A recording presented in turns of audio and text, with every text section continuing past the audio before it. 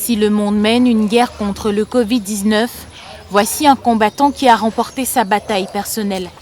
À 44 ans, Wisdom Smith sort de près de 14 jours de traitement, lui qui était un porteur asymptomatique. J'ai fait aucun symptôme connu de la maladie à la base.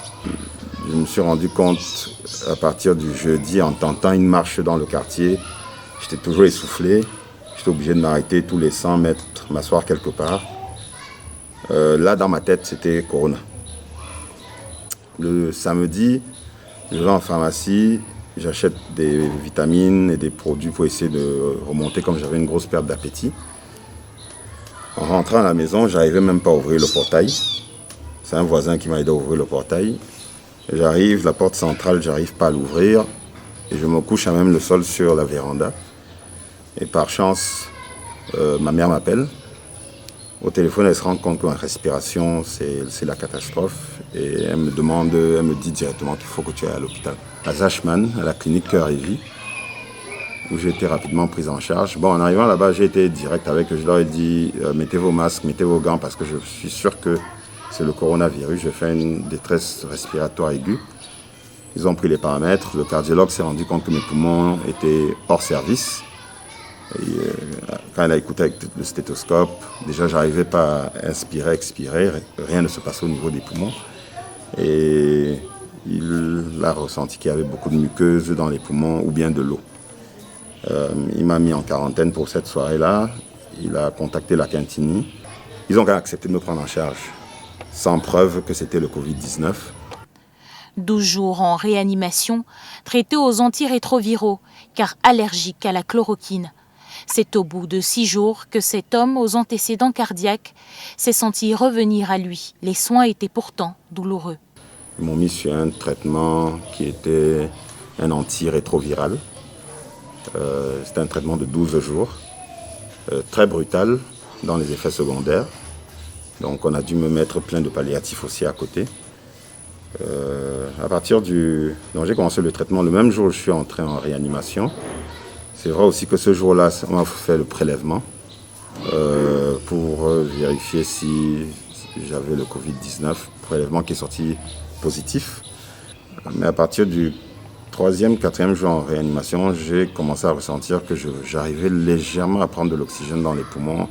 Donc moi, mentalement, j'ai compris que ça a commencé à marcher. Pendant la maladie, il a su garder un mental fort, lui qui a pourtant côtoyé la mort. Deux de ses compagnons de lutte ont perdu la vie. Je suis reconnaissant d'être encore là, pour dire la vérité, parce que je suis entré en réanimation avec 2 personnes. On entre au même moment, en fait. Et mon voisin de chambre, un ancien policier, avec qui j'ai eu la chance de passer 6 jours, ces 6 derniers jours, lui, il est parti. Il était le mort numéro 9 Covid au Cameroun. Le lendemain, un autre voisin de chambre, donc lui était dans la chambre juste d'à côté, il était le mort Covid numéro 10, donc je suis reconnaissant déjà d'être là. Comment il a contracté la maladie, une énigme qu'il n'arrive pas à résoudre malgré quelques pistes. Père de 4 enfants et marié, aucun de ses proches n'a été contaminé. Le seul jour où j'ai tilté, c'est quand un client est venu avec son petit frère, qui lui sortait de Chine.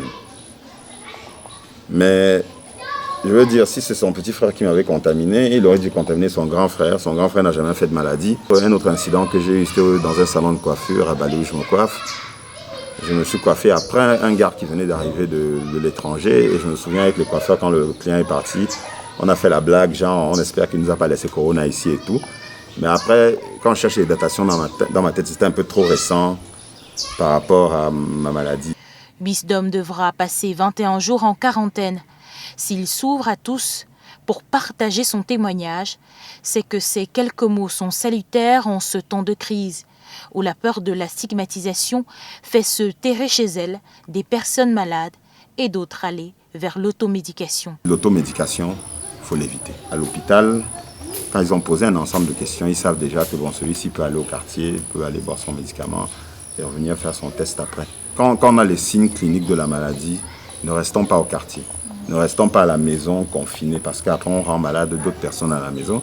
Et le véritable risque, c'est toutes ces personnes qui sont peut-être âgés avec des systèmes immunitaires faibles, les personnes obèses, les personnes hypertendues, les personnes asthmatiques, les personnes, bref, avec des maladies respiratoires, des maladies cardiovasculaires. C'est eux le véritable risque dans cette maladie. Mais je ne me sens pas stigmatisé, à aucun moment. Parce que moi, même si je sais que le voisin, s'il y a coronavirus, je ne parle pas chez lui. Disons la vérité. Je peux à distance faire des actions, mais je vais dire que, gars, easy. C'est l'amour que les gens nous portent qui compte. Je ne vais pas venir à côté de vous à votre chevet de lit, comme les personnes ne venaient à mon chevet de lit. Mais si vous passez votre temps à prier pour moi, c'est mieux. Et donc, stigmatiser, il faut que les gens enlèvent ça de leur esprit. C'est une maladie qui peut être solitaire. Je dis qui peut être. La beauté, c'est qu'on a les téléphones. Il y a Internet, il y a les réseaux sociaux. Moi, à aucun moment, je ne me suis senti seul.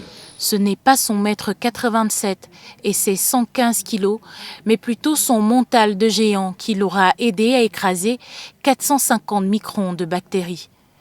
Le virus aura infecté ses poumons, mais aujourd'hui, il respire encore.